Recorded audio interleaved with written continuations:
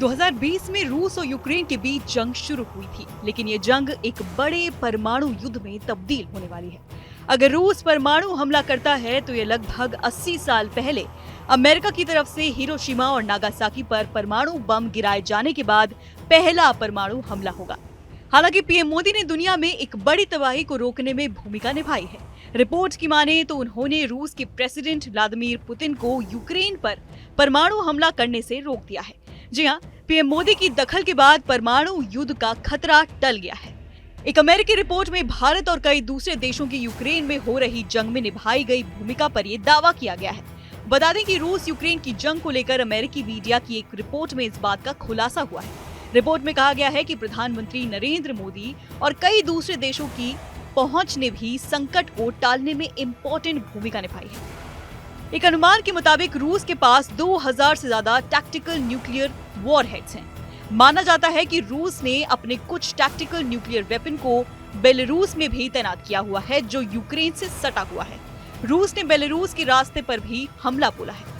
अमेरिकी मीडिया की रिपोर्ट कहती है कि पीएम मोदी से बातचीत के बाद पुतिन ने परमाणु हमले का फैसला वापस ले लिया। रिपोर्ट के मुताबिक पीएम मोदी का फोन कॉल पुतिन को गया था। फोन पर कथित तौर पर परमाणु हमले को लेकर बात हुई थी, क्योंकि रूस के राष्ट्रपति पुतिन यूक्रेन के ऊपर परमाणु हमले के लिए कठोरता से तैयारी कर रहे थे। ये खबर जब पीएम मोदी तक पहुंची तो उन्होंने फोन पर पुतिन से बातचीत की। पीएम मोदी की इस दखल के बाद रूसी राष्ट्रपति ने परमाणु हमले का फैसला वापस ले लिया।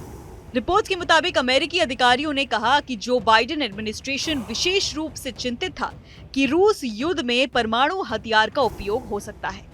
आशंकाओं के बीच रूस को ऐसे हमले से हतोत्साहित करने के लिए अमेरिका ने भारत सहित गैर सहयोगियों की मदद लेने की मांग की।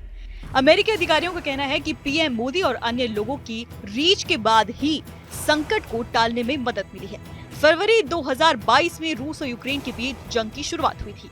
रूस ने यूक्रेन के कुछ इलाकों पर हमले शुरू कर दिए थे और फिर धीरे धीरे रूसी सेना कई शहरों पर कब्जा करती चली गई। हालांकि रशिया यूक्रेन कॉन्फ्लिक्ट के बारे में भारत हमेशा नागरिक हत्याओं की निंदा करता रहा है। भारत ने कई बार संघर्ष के शांतिपूर्ण समाधान की मांग भी की है। एक बयान में पीएम मोदी ने पिछले साल उज्बेकिस्तान में शिखर सम्मेलन के मौके पर राष्ट्रपति पुतिन से कहा था कि ये युद्ध का युग नहीं है। फिलहाल इस रिपोर्ट में इतना ही। इस खबर से जुड़े अपडेट्स जानने के लिए आप देखते रहिए आर भारत।